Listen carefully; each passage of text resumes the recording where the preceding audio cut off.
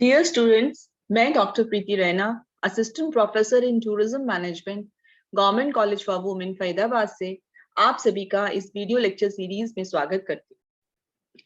Travel agency management के अंदर आज का हमारा टॉपिक है आइटनरी प्लानिंग। आइटनरी प्लानिंग का पार्ट 4।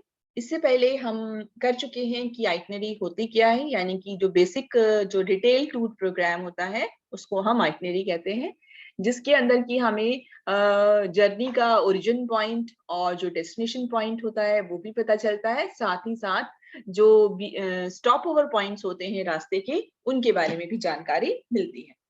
और इसके अलावा ना सिर्फ ये बल्कि ये भी पता चलता है कि अकोमोडेशन के लिए जो है कहाँ अरेंजमेंट किया गया है और हमारी यात्रा कब शुरू होगी, किस दिन हम कहाँ पर जा रहे हैं, वो सेक्टर जो होता है प्रोग्राम का वो भी हमें पता चलता है।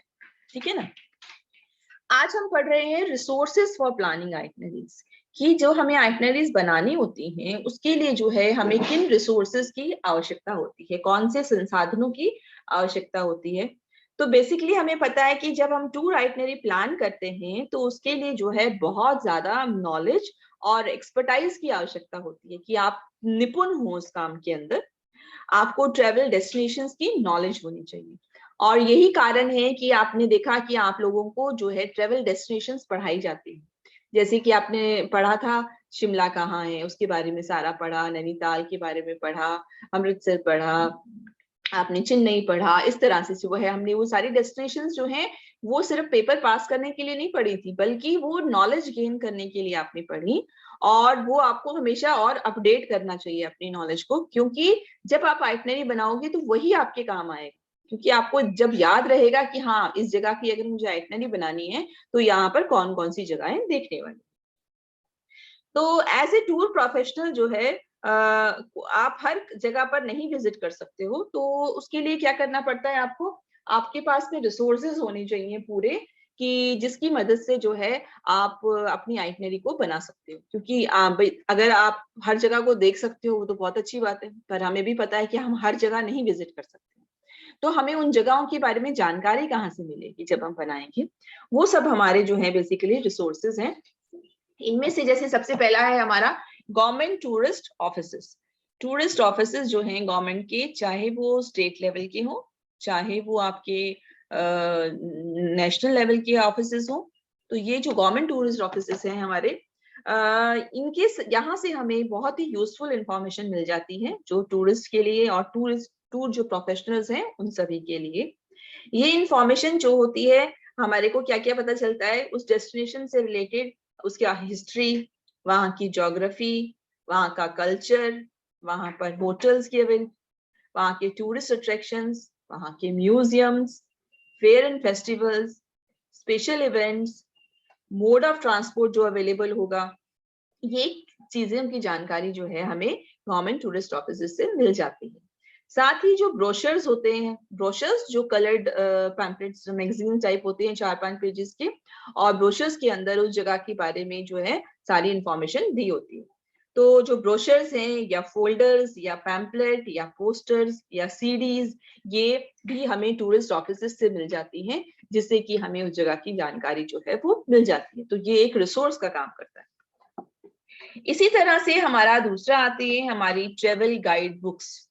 ठीक है। तो ट्रेवल गाइड बुक्स जो हैं वो बेसिकली क्या है, हमारी ट्रेवल गाइड बुक्स जो हैं वो ये अवेलेबल हैं, आपके बुक स्टोर्स पर भी अवेलेबल होती हैं। ये गाइड बुक्स के अंदर बहुत ही इंपॉर्टेंट ट्रेवल इंफॉर्मेशन जो होती है टूरिस्ट के लिए या टूर प्रोफेशनल्स के लिए, वो इसमें अवेलेबल होती है। जैसे कि लोनली प्लेनेट है, उसकी भी एक ट्रेवल गाइड बुक जो है वो आती है।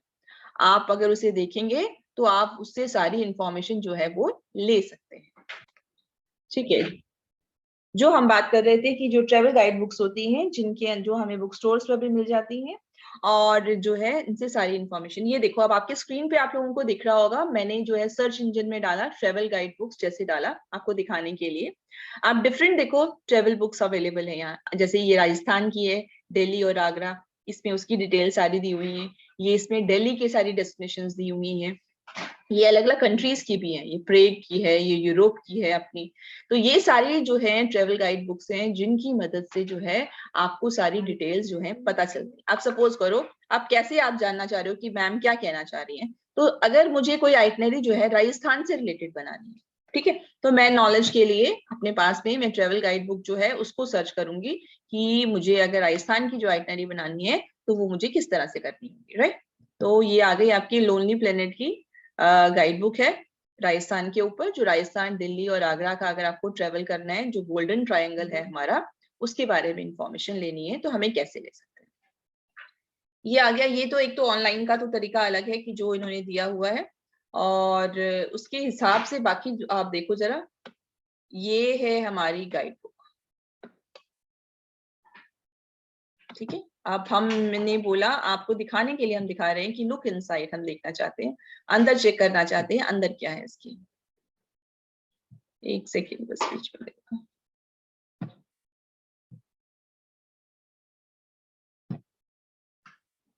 ये आ गया आपका लुक इनसाइड।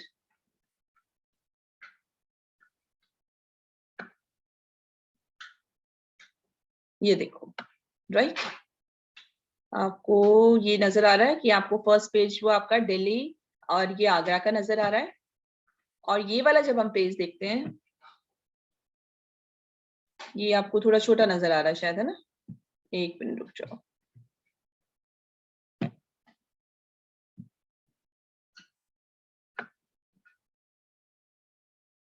ये है आपका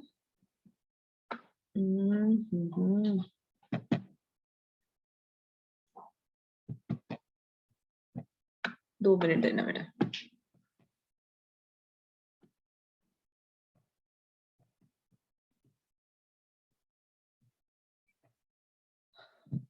तो ये आपकी जो बुक है, इसमें आपको यहाँ स्क्रीन पे नजर आ रहा है कि आपको फर्स्ट इन्होंने दिया है कंटेंट में, इन्होंने क्या दिया हुआ है, वेलकम टू राजस्थान आगरा। राजस्थान दिल्ली की जो आगरा की जो डेस्टिनेशन है, आप फर्स्ट टाइम जा रहे हो, मंथ बाय मंथ क्या कर रहे हो, आइटनरीज आप देखना चाहते हो वहां की कि जो आइटनरीज हैं वो कौन कौन सी हो सकती हैं, जो अगर आप बनाओ घूमने के लिए तो वो कौन कौन सी आपकी पॉसिबिलिटी हो सकती है, उनके बारे में बात कर रहे हैं। तो इस तरह से ये आपको बेसिकली सिर्फ ये क्लियर कराने के लिए था कि आपको ये पता चले कि अगर हमें ट्रेवल गाइड जो है वो लेनी है तो किस तरह से जो है हम ले सकते हैं, ठीक है।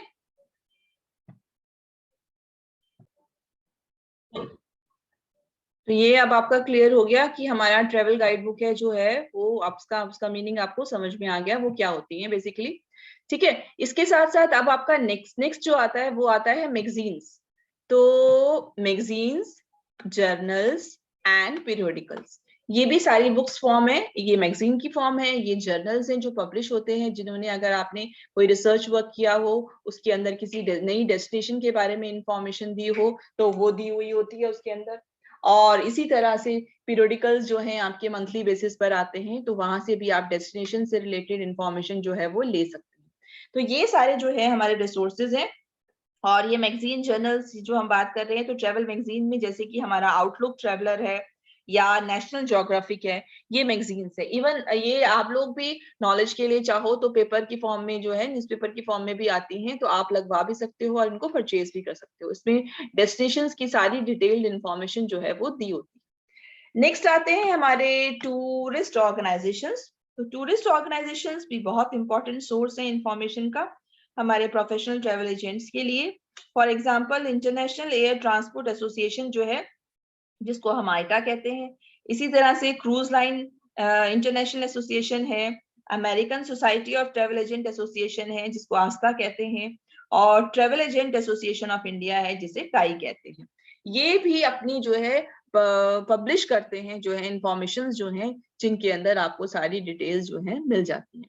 तो जब आपको आइटनरी बनानी होती है तो ये सारी चीजें जो है आप जो है इनसे लेके यहाँ से सारी इंफॉर्मेशन को पढ़ते हैं। साथ ही साथ आता है आपका brochure of hotel and tour operators. जो टूर ऑपरेटर्स हैं, जो टूर पैकेज सेल कर रहे हैं, या जो होटलियर्स हैं, वो अपने होटल की इंफॉर्मेशन ब्रोशर के फॉर्म में देते हैं। अब आप लोगों को पता है कि होटल आप लोग हर होटल को विजिट करके आके देखो कि वो होटल कैसा है, वहां के रूम्स कैसे हैं, तो ये तो बहुत ही हेक्टिक प्रोसेस है। बट अगर आपने डिसाइड करना है कि अपना जो गेस्ट है उसको बुकिंग करके दे रहे हो तो कौन सा होटल दोगे, तो आप क्या करते हो, जो होटल्स हैं उनके ब्रोशर्स जो है वो देखते हो। ब्रोशर्स में उन्होंने सारी इंफॉर्मेशन दी होती है, जिसके बेसिस पर आप अंदाजा लगाते हो कि मेरी गेस्ट की जो रिक्वायरमेंट है उसके अकॉर्डिंगली मुझे उसे कौन सा होटल देना चाहिए। ठीक है, तो इसके लिए बेसिकली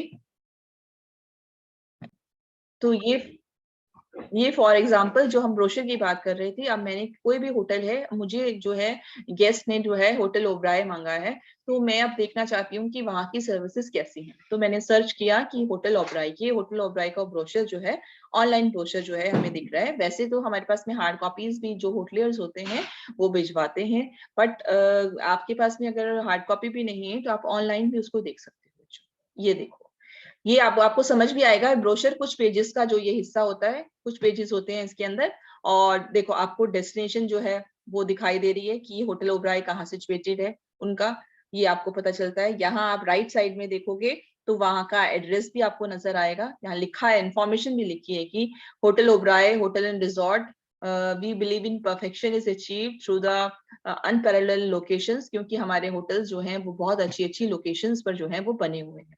ये है जैसे इनका रॉयल रिट्रीट करके जो है आपका होटल, ये है जो राजस्थान के अंदर है, इनका रॉयल रिट्रीट्स इन्होंने इनको नाम दिया हुआ है। और आप ये राइट साइड में देख सकते हो, जो ये शो कर रहा है कि होटल के अंदर जो है आपको कैसा दिखाई दे रहा है। ये आ गया आपका होटल, ये उदयपुर के अंदर है, उदय विलास है इस होटल का नाम, तो उदयपुर के अंदर है आपका, ये लेक सिटी है। और यहाँ आप अगर राइट साइड में अगर आप देख पा रहे हैं तो राइट साइड में आपको दिखता है कि भाई ये जो आपका होटल जो है वो किस तरह का है बेसिकली। तो आपको एक सेकेंड, मीटिंग फैसिलिटीज हैं कि रूम्स जो है उसके अंदर 8 से लेके 50 लोग तक जो है इकट्ठा हो सकते हैं। और जो है चंद्र महल जो इनका होटल जो है उसके अंदर 50 लोग आ सकते हैं, जो इनका बोर्ड रूम है उसमें 14 लोग आ सकते हैं। तो ये डिटेल्स हमें चाहिए होती हैं, क्योंकि इससे हमें पता चलता है कि अगर हम उनके लिए कोई चीज अरेंज कर रहे हैं मीटिंग, या उनका ग्रुप कितना बड़ा है, तो वो हमें पता चलता है। ये है अमर विलास होटल, ये आगरा का है। तो ये उनकी जो है मेन जो हॉल है उसकी फोटोग्राफ है। और साथ में आप देखो ये ध्यान से, ये दिखाना चाह रहे हैं कि ये जो हमारा होटल है उससे सामने ही ताजमहल भी नजर आता है। ये चीज है इसकी बेसिकली। और यहाँ राइट साइड में शो किया है कि ओबराय के अंदर आपको स्पा एंड फिटनेस सेंटर भी है हमारे पास में। साइट सीइंग के लिए भी आपका जगहें कौन सी हैं, गाइडेड शॉपिंग भी है, योगा भी है। तो आप क्या क्या चीजें जो है यहाँ पर कर सकते हो। ये आ गया इनका जयपुर का होटल, होटल राजविलास। आप यहाँ से अब क्या देख पा रहे हो, यहाँ से हम बेसिकली देख पा रहे हैं कि इनकी कौन सी लोकेशंस पर है। ये होटल इनका रणथंभौर टाइगर रिजर्व जो है वहां पर सिचुएटेड है। ठीक है, दूसरी ये है रणथंभौर, ये देखो रणथंभौर के अंदर राजस्थान के अंदर जो है टेंट्स लगे हुए हैं, इस फॉर्म के अंदर है इनका होटल। ठीक है, तो ये मैं आपको बता, ये हिमालयाज जो है ये वहां पर है इनका होटल्स, शिमला के अंदर है उनका होटल्स ओबराय। तो आपको इस ब्रोशर से देख के सबसे पहले तो ये पता चला कि अगर कभी भी मेरा गेस्ट जो है वो होटल मांग रहा है तो होटल ओबराय जो है वो कहाँ कहाँ पर लोकेटेड है। आपको इसे ब्रोशर से देख के उसकी लोकेशन समझ में आ रही है कि कौन कौन सी लोकेशंस पर जो है ये होटल अवेलेबल है। तो यही होता है बेसिकली, जो ब्रोशर्स होते हैं, ब्रोशर्स की मदद से किसी भी चीज की जो फर्दर इंफॉर्मेशन जो है वो हमें मिल जाता देखना है। तो इंटरनेट का पर आपको सारी फैसिलिटीज मिल जाती हैं देखने के लिए, सारी कहाँ कहाँ पर ब्रोशर्स हैं, सॉरी ब्रोशर्स कह रही हूँ, कहाँ कौन कौन सी लोकेशंस में क्या क्या जगह देखने वाली हैं, किस समय वहां जाया जाता है, ये सारी इंफॉर्मेशन मिल जाती है। इसी तरह से जो आपका टाइम टेबल है, टाइम टेबल जो है, जैसे कि चाहे रेलवेज का टाइम टेबल हो या एयरलाइंस का टाइम टेबल हो, उसके थ्रू आप चेक कर सकते हो कि मेरे क्लाइंट को जो है किस टाइम की फ्लाइट जो है सही रहेगी और कौन सी सही रहेगी, और वो फ्लाइट कौन कौन से दिन जाती है। ये सारी डिटेल्स आपको जो है वो देखनी जो है बच्चों जरूरी हो जाती है। ठीक है, फॉर एग्जाम्पल आप किसी भी एयरलाइन का देख सकते हो। मेरे को एयरलाइन जो है एयर इंडिया का टाइम टेबल देखना है, तो मैंने जो है एयर इंडिया का टाइम टेबल जो है वो डाला है इसके अंदर। ठीक है, अब एयर इंडिया का जो फ्लाइट शेड्यूल है वो क्या होगा, वो हम देखना चाहेंगे। ये देखो स्क्रीन आपके सामने आ गया।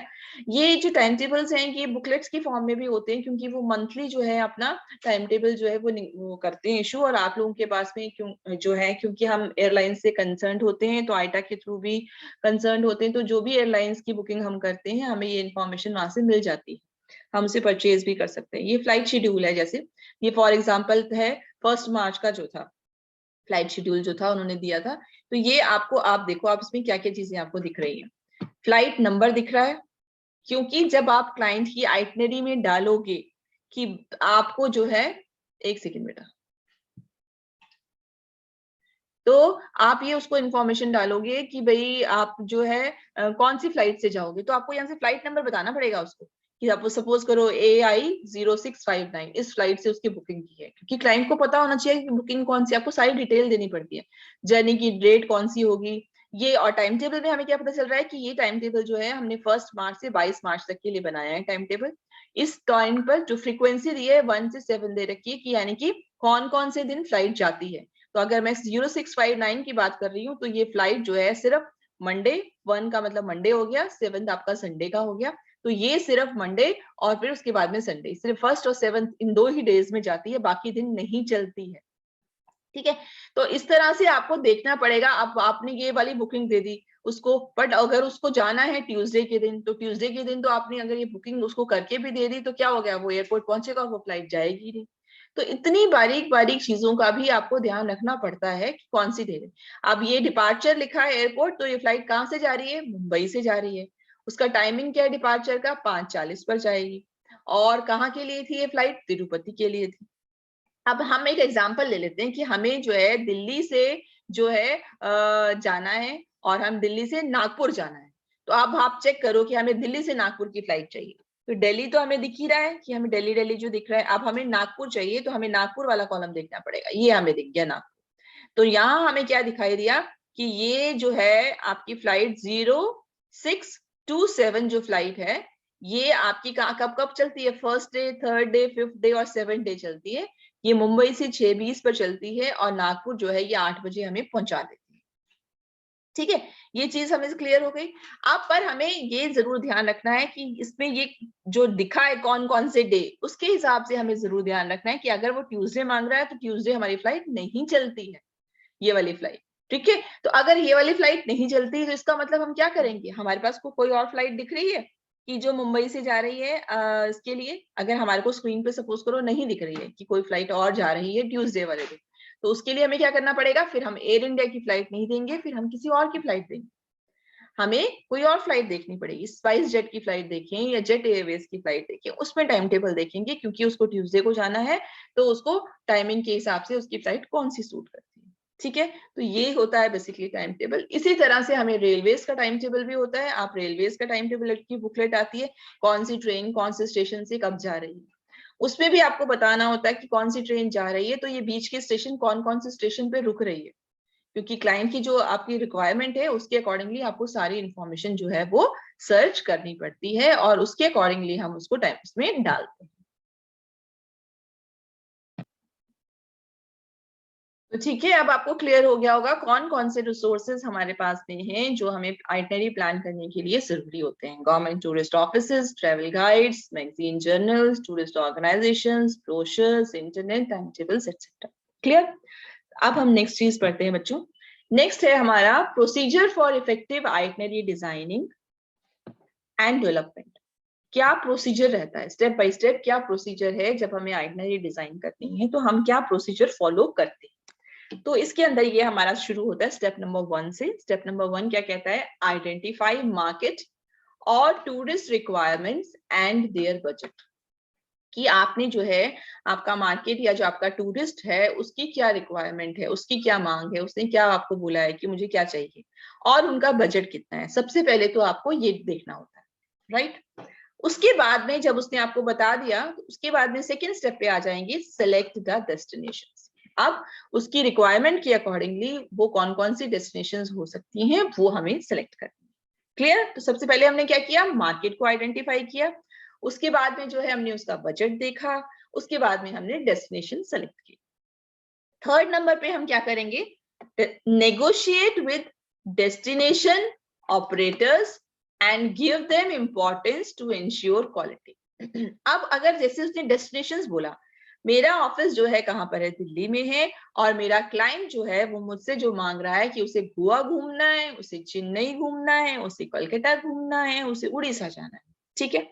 तो जैसे हमने पहले भी पढ़ा था कि अगर मेरे ऑफिसेस हर जगह पर नहीं है तो मुझे क्या चूज करने पड़ते हैं अपने लिए, डेस्टिनेशन ऑपरेटर्स चूज करने पड़ते हैं, या ग्राउंड ऑपरेटर्स, आपको अगर भूला नहीं है तो हमने टाइप ऑफ ऑपरेटर्स में ये पढ़ा था कि हमें डेस्टिनेशन ऑपरेटर्स जो है वो चूज करने पड़ेंगे। तो वो कैसे चूज करेंगे, पहले उस जगह पर अगर हम चेन्नई की बात कर रहे हैं सबसे पहले, तो चेन्नई में बहुत सारे ऑपरेटर्स होंगे, तो हमें क्या करना पड़ेगा, उनसे नेगोशिएट करना पड़ेगा, तोल भाव करना पड़ेगा, और हमें देखना पड़ेगा कि जो हमें सही सर्विसेज प्रोवाइड करे वो कौन सा वाला होगा जो हमारे लिए सही रहेगा।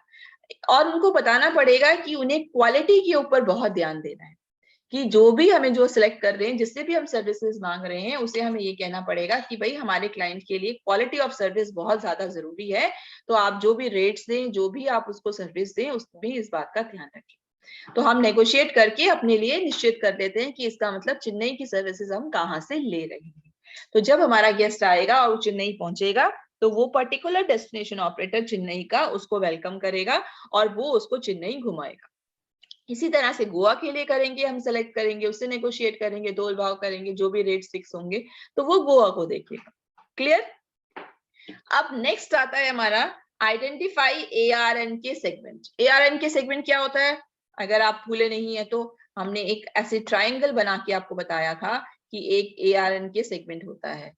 बेसिकली कब होता है, जब हमारा जैसे हमने बोला कि ये था हमारा दिल्ली, राइट, और ये हम गए आगरा, ठीक है, और आगरा से हम गए जयपुर, और हमने क्या बोला, अगर हम दिल्ली से आगरा जो जा रहे हैं वो कैसे जा रहे हैं, बाई एयर जा रहे हैं, जयपुर से दिल्ली वापस भी बाई एयर आ रहे हैं, पर हम आगरा से जो जयपुर का हिस्सा है ये हम बाई सरफेस जा रहे हैं, तो हम इसको क्या बोल देते हैं, ARN के सेगमेंट बोलते हैं। तो अब हमने देखना है जब हम आइटनरी बना रहे हैं तो हमारा ARN के सेगमेंट कौन सा है, क्योंकि इसके लिए तो हम फ्लाइट चूज कर लेंगे एयरलाइंस के लिए आने की और जाने के लिए, पर जो उसको दूसरा हिस्सा घूमना है उसके लिए हमें वो सेगमेंट चूज करना पड़ेगा। तो उसके लिए क्या करते हैं, अब हम study and understand the use of the word. Next step जो हमारा होता है वो क्या होता है, जब हमने एयरलाइन के सेगमेंट चूज कर लिया उसके बाद में हमें क्या करना पड़ेगा कि world wide city to city के जो शेड्यूल्स हैं वो देखने पड़ेंगे, पढ़ने भी पड़ेंगे और समझने भी पड़ेंगे कि हमारे जो वर्ल्ड के अंदर जो सभी शहर हैं उनकी जो सिटी शेड्यूल्स हैं वो क्या है, वो आपको चेक करने पड़ेंगे, क्योंकि उसके अकॉर्डिंगली आप देखोगे ना उसको कौन सी डेस्टिनेशन दे रहे हो, कौन सी एयरलाइंस दे रहे हो, इसलिए हमको सब कुछ, अगर वो बाहर घूमना चाह रहा है तो उसके लिए ये देखना पड़ेगा। इसके बाद नेक्स्ट स्टेप आता है हमारा emphasise in right kind of sightseeing. आपको ये देखना है कि सही तरह की उसको साइट सीइंग करानी है, और साइट सीइंग करानी है इसके लिए आपको किस किस चीज की जरूरत पड़ेगी, study and follow itinerary planning tools. आपको जो भी आइटनरी के जो प्लान करने के टूल्स हैं, जो हमने बात की थी, हमें टाइम टेबल की जरूरत होती है, हमें जो ट्रेवल गाइड बुक की जरूरत होती है, जो भी हमारे टूल्स हैं उनको अच्छी तरह से स्टडी करना है और फॉलो करना है।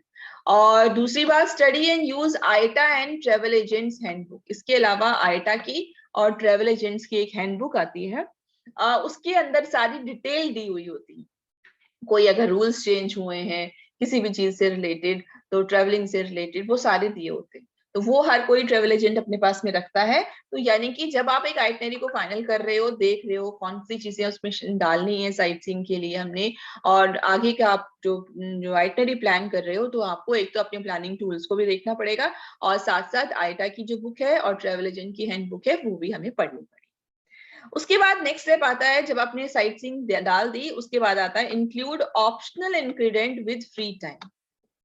अब आइटनरी बनाते वक्त आपने उनको ऑप्शन भी देना पड़ेगा कि भाई अगर आपके पास फ्री टाइम है तो आप ये चीजें भी कर सकते हो इन जगहों पर, जो भी पर्टिकुलर चीजें हैं आप उनको बोल सकते हो कि आप एंटरटेनमेंट कर सकते हो, आप कोई शो देख सकते हो वहां पर, वहां कोई फेस्टिवल है वहां जा सकते हो, जो भी चीजें आप उनको इंफॉर्मेशन देना चाहते हो वो आप उसमें डालो।